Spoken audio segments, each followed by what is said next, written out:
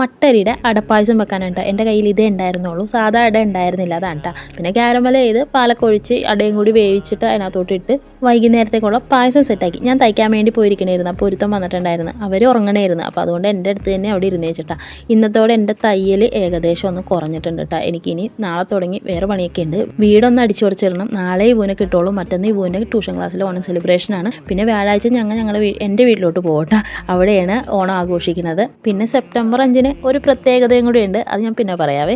ഇത് നാളത്തേക്കുള്ള പാവക്കക്കറി വെക്കാൻ വേണ്ടി ഞാൻ പാവക്കനെ ഇന്ന് വാട്ടി വെക്കട്ടെ. സ്ഥിരം അങ്ങനെ ഞാൻ ചെയ്യണത്, പാവക്കയൊക്കെ ആണെങ്കിൽ ഇന്ന് വാട്ടി വെക്കും. പിന്നെ രാത്രിയിലത്തെ ഭക്ഷണവും കൂടി കഴിച്ചിട്ടുണ്ട് കേട്ടോ. ഒരിത്തിരി മന്തി പോലെ ഉണ്ടാക്കിയിട്ടുണ്ട്. ഇത്തും എൻ്റെ ഒപ്പം കളിക്കണേന് അതിൻ്റെ ഇടയിൽ നിന്ന് അവൾ ചോറാണ് കേട്ടോ കഴിക്കുന്നത്.